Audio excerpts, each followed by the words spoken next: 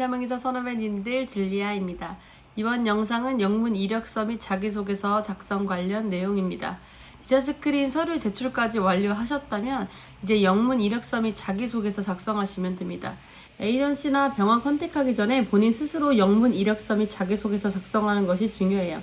정해진 폼이 없기 때문에 구글에 검색해서 다양한 형식을 참고하여 자신에게 맞는 폼에 작성하시면 돼요. 본인의 상황이 다 다르기 때문에 고용주가 잘 이해할 수 있도록 구체적으로 작성하는 것이 중요합니다. 자신만의 영어로 적은 후 반드시 원어민 첨삭을 받으세요. 제가 제출했던 이력서 및 자기소개서 형식을 바탕으로 자세한 설명해 드릴게요. 자, 일단 구글에 Medical Technologist Resume 라고 치면 되게 많이 웹사이트가 나와요. 가장 위에 거 클릭을 하면 examples and templates and tips for the resume and cover letter이 나오고요.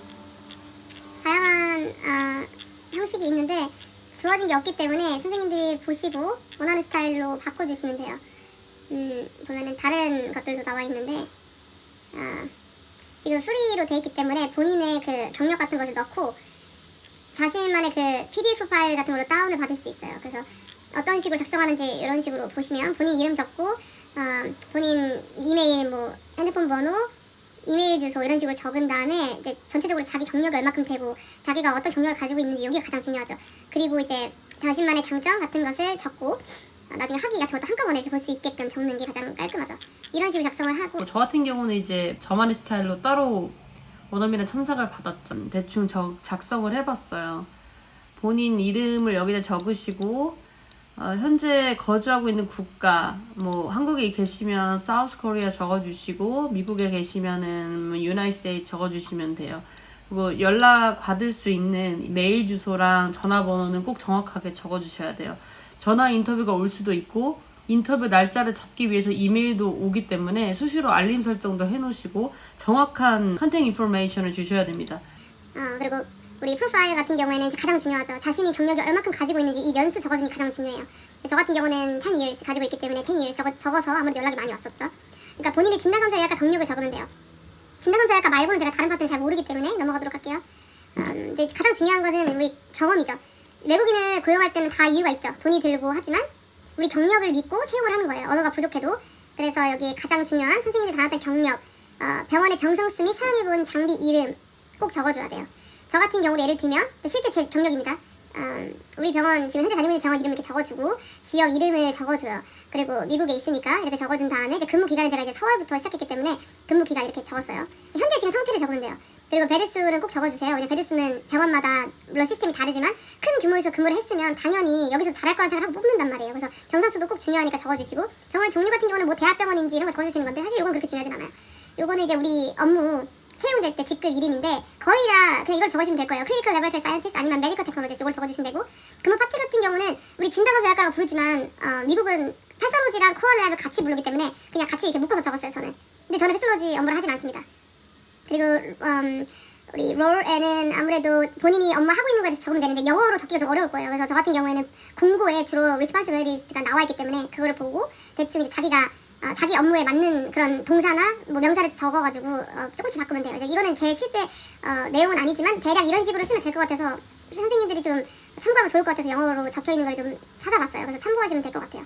뭐 이런 식으로 진짜 우리가 원어민들이 이런 단어를 많이 쓰는데 우리 실제로 번역하라고 하면 하나도 못하잖아요. 그래서 이제 가장 중요한 거는 현재 다니고 있기 때문에 현재형 동사를 사용해야 돼요. 그래서 좀 영어가 부족하지 않다라는 거를 꼭 알려주기 위해서 여러 가지를 참고하셔가지고 작성하시면 될 것 같아요.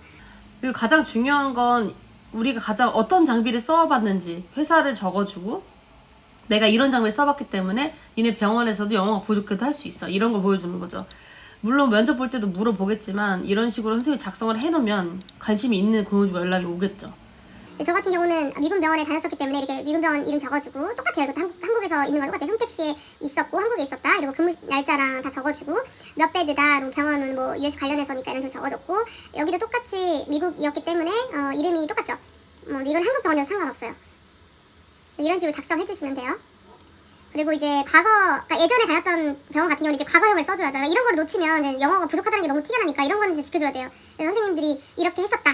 이렇게 간단하게 자기 업무를 적어주면 돼요. 이게 이제 제가 복사해가지고 좀 현지형도 있긴 한데 뭐 이런 식으로 하시면 되고요.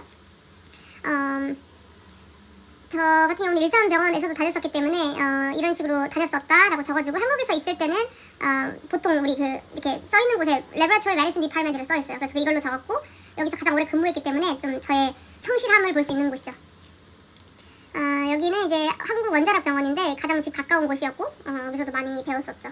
이런 식으로 간단하게 선생님들의 다니셨던 병원 병상수, 종류, 근무 파트 이런 식으로 적어주시면 돼요. 이제 그 다음에 선생님들의 아무래도 학력이 중요하죠. 저번에도 얘기 드렸다시피 전문 학사를 나오면 Associate Degree 이거기 때문에 스폰이 필요한 우리는 지원이 불가해요. 그러니까 H-1B 비자를 받으려면 학사학위가 필요해서 전문 학사로 외국인을 채용하지 않습니다. 그래서 저 같은 경우에는 공부 목적보다는 미국을 가기 위해서 학사학위가 필요했기 때문에 가장 돈이 덜 들고 시간이 덜 드는 학점 은행제를 선택해서 학사학위를 취득한 거예요. 그래서 내추럴 디그리를 결국 취득을 한 거고 메이저는 똑같아요. Clinical Laboratory Science 이걸로 취득을 똑같이 한 겁니다. 이게 다른 경우에는 제가 사실 잘 모르겠어요. 선생님들 많이 물어보시는데 같은 걸로 했기 때문에 저 같은 경우는 H-1B 봤는데 굉장히 빨리빨리 수월하게 잘 됐습니다. 이 날짜 같은 경우도 면접 볼 때 많이 물어봤어요. 너 어떻게 이런 게 뭐냐. 그러니까 학점 문제 자체를 모르니까 그런 거에 대한 설명도 많이 필요해서 제가 저번 영상에 올려드렸다시피 학점 문제 설명하는 그 영어도 제가 올려드렸으니 그걸 좀 참고해서 올리시면 될 것 같아요. 그리고 이제 중요한 라이센스죠. 한국 임산병리사 면허증은 당연히 있어야 돼요.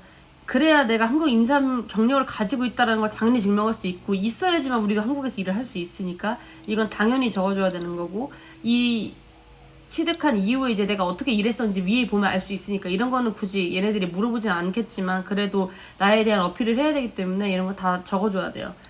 저 같은 경우는 이제 처음에는 미국 갈 생각 없었기 때문에 그 세브란스에서 근무할 때 필요해서 이걸 취득을 했었는데 테크니션 이거는 사실 미국 갈 때는 전혀 쓸모가 없어요. 왜냐면 스폰이 필요한 우리는 테크니션은 미국에서 굳이 외국인을 돈 주고 뽑을 정도로 필요하지 않기 때문에 테크놀로지스트만 뽑아서 이거는 사실 미국에서 쓸모가 없어요. 근데 현재 일하고 있는 거 MRS 테크놀로지스트 일하고 있기 때문에 이걸로 하고 있는 거죠. 그러니까 사실 취업하려면 요거는 필요 없고 요것도 필요 없어요. 근데 저 같은 경우는 이것저것 공부하고 막 이런 걸 좋아해서 따긴 땄는데 미국 취업하시려면 요거 MRS만 있으면 충분히 가능합니다. 그리고 영어도 뭐 다양한 국민 영어 점수가 있죠. 근데 예전에 얘기했다시피 아무래도 IELTS 공부를 해야 선생님들이 확실히 스피킹 공부하는 실력이 늘어요. 그래서 저 같은 경우는 이제 IELTS 물론 이때는 IELTS밖에 안 되긴 했지만 IELTS로 점수를 힘들게 취득을 해서 지금도 영어로 힘들게 하고 있네요. 네. 어쨌든 비자 스크린 이렇게 받아서 면접을 보고 오퍼를 받고 이렇게 됐습니다. 본인의 이제 장점이 이 직업에 이 직무에 적합한 이유를 적어주셔야 돼요. 되게 우리나라와 다르게 겸손하면 안 되고 잘난 척 그냥 잘났다고 얘기를 자꾸 해줘야 됩니다. 그래서 뭐 이런 능력이 있다.